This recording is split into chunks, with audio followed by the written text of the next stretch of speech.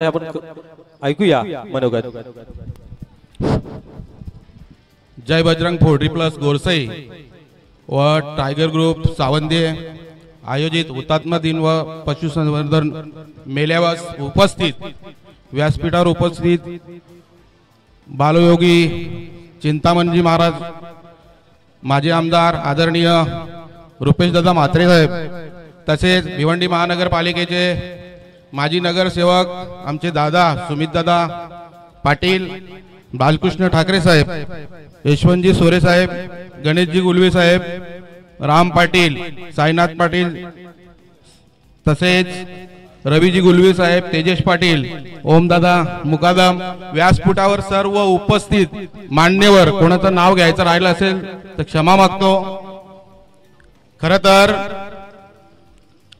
हा जो कार्यक्रम आहे हा कार्यक्रम अतिशय चांगला आहे आणि खरोखर जे यांनी बलिदान दिलेलं आहे, ज्या वेळेला 1983 ला इथे अत्याधुनिक कत्तलखाना होणार होता आणि त्याचा विरोध या परिसरातील लोकांनी एकत्र येऊन केला आणि खरोखर हुतात्मे आणि हुतात्मा ही पदवी नुसतीच बाल होत नाही, त्याच्यासाठी छाती पोलादी असावी लागते, छातीवर गोली घ्यायला लागते आणि ते काम हे आपले हुतात्मा झालेले सिद्धोधन चन्ने असतील, शांताराम म्हात्रे असतील, लक्ष्मण हाडके असतील, चंदर मुकणे असतील, यांनी आपल्या संसाराची पर्वा न करता, जीवाची पर्वा न करता छातीवर गोली घेऊन बलिदान दिलेलं आहे। म्हणून हे बलिदान विसरता कामा नाही। खरं तर मी या जय बजरंग पोल्ट्री प्लस आणि टायगर ग्रुप सावंदे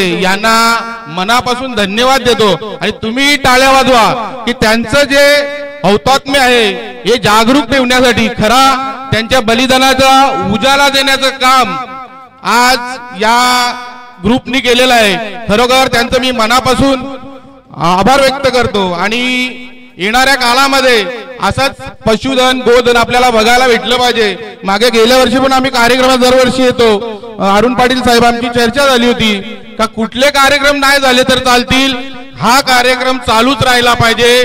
भले त्याच्यासाठी काय आपल्याला मदत करावी लागेल ते करू। आणि माझी पुन्हा एकदा विनंती आहे की जर प्रत्येक वेळी आपण बोलतो, माझी कमिटीला विनंती आहे की आपण काहीतरी असा ठोस निर्णय घ्या का जेणेकरून यांचं बलिदान व्यर्थ होणार नाही, त्यांच्यासाठी स्मारक उभारण्याचा काहीतरी करा।